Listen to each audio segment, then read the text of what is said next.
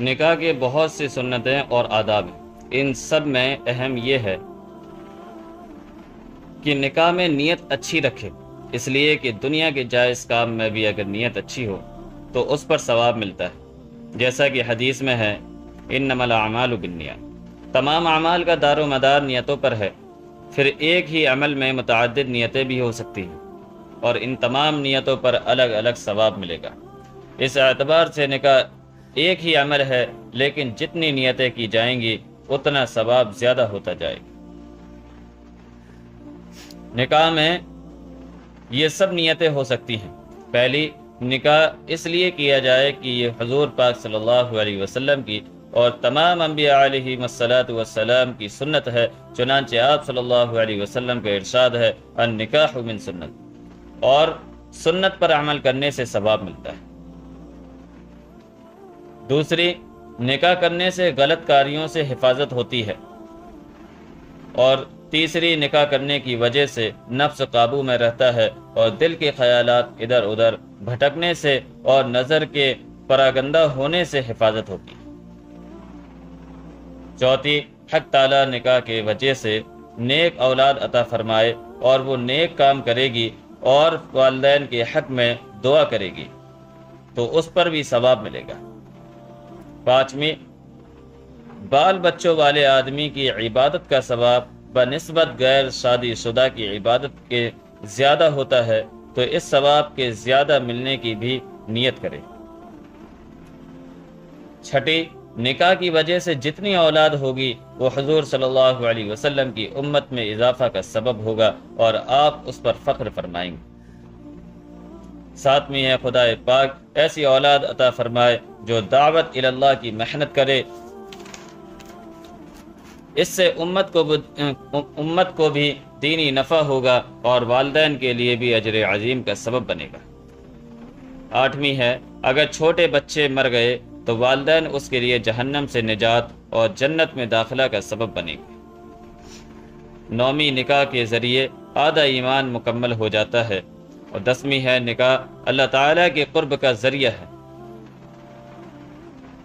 اس طرح نکاح میں جتنی زیادہ نیتیں کی جائیں گی اتنا ہی زیادہ ثواب ہوگا اور دنیاوی برکتیں حاصل ہوں گی۔ بے سوچے سمجھے نکاح کرنے یا صرف نفسانی خواہش اور دنیاوی لذتوں کے پورا کرنے کے لیے اتنا اہم کام انجام دینا مومن اور مسلمان کی شان نہیں، بلکہ یہ تو محض حیوانی مشغلہ ہوا۔ نکاح اور شادی کی ایک بڑی حکمت لطف و سکون کی زندگی حاصل ہونا ہے، اور یہ حکمت اسی صورت میں ظاہر ہوگی جب آدمی کا ذہن بھی ان فائدوں کی طرف متوجہ ہو اور محبت و الفت کا جو مادہ اللہ نے ہر انسان میں رکھا ہے اس کو بروئے کار لا کر زندگی کا ارادہ ہو۔ نکاح علی الاعلان ہونا چاہیے، چنانچہ آپ صلی اللہ علیہ وسلم کا ارشاد ہے نکاح کا اعلان کرو گرچہ نقارہ بجا کر ہی ہو،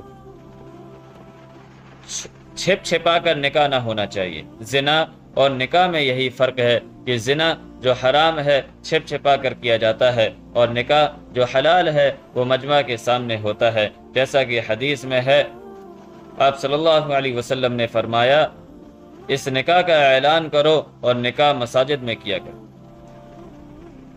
نکاح مسجد میں ہو جیسا کہ حدیث میں ہے آپ صلی اللہ علیہ وسلم نے فرمایا اس نکاح کا اعلان کرو اور نکاح مساجد میں کیا کرو۔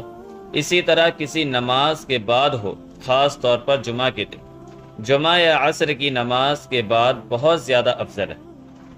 اس طرح زمان اور مکان دونوں کی برکتیں حاصل ہوں گی۔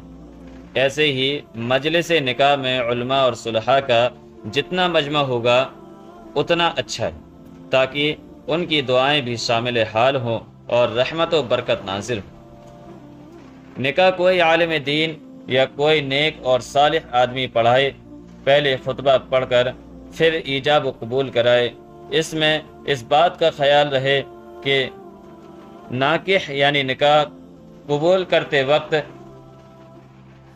پورا جملہ کہے کہ میں نے قبول کیا، صرف قبول کہنا کافی نہیں۔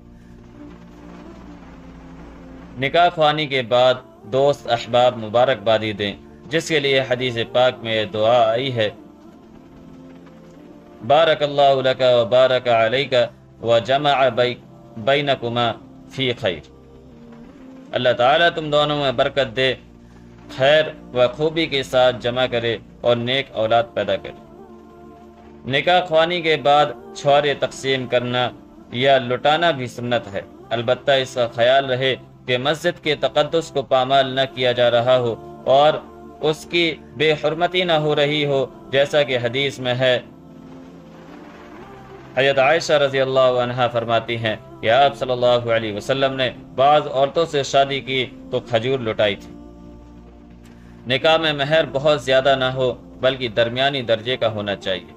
حدیث میں ہے، آپ صلی اللہ علیہ وسلم نے فرمایا کہ عورت کی برکت میں سے یہ بات ہے کہ اس کو پیغام دینا آسان ہو اور اس کا مہر آسان ہو اور اس کی بچہ دانی یعنی حصول اولاد میں آسانی ہو۔ اسی طرح نکاح کے دوسرے کاموں میں اسراف اور فضول خرچی نہ ہو بلکہ اعتدال سے کام کرنا چاہیے۔ رسول اللہ صلی اللہ علیہ وسلم کا ارشاد ہے، نکاح میں جتنا خرچ کم ہوگا اسی قدر برکت زیادہ ہوگی، لہٰذا جتنا کم ہنگامہ ہو اور خرچ کم ہو اور آسانی اور سہولت کے ساتھ انجام پا جائے، اتنی ہی انشاءاللہ برکت ہوگی۔ اسی طرح لڑکی کو جہیز دینے میں زیادہ تکلف نہ کرنا چاہیے۔ غور کیجئے، حضرت فاطمہ رضی اللہ عنہا کا جہیز کیا تھا؟ 2 یمانی چادر، 2 نہالی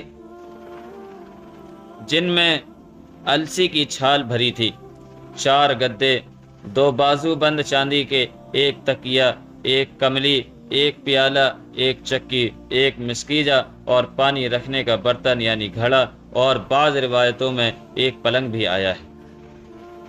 حضرت اقدس حکیم الامت مولانا اشرف علی صاحب تھانوی رحمۃ اللہ علیہ فرماتے ہیں کہ جہیز میں 3 چیزوں کا لحاظ کرنا چاہیے۔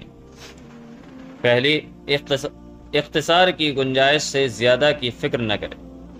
ضرورت کا لحاظ کہ جن چیزوں کی سردست ضرورت ہو وہ دینا چاہیے، اعلان نہ ہو، کیونکہ یہ تو اپنی اولاد کے ساتھ رحمی کرنا ہے، دوسروں کو دکھلانے کی کیا ضرورت ہے۔ حضور صلی اللہ علیہ وسلم کے فعل سے جو روایت میں مذکور ہے، تینوں امر ثابت ہے۔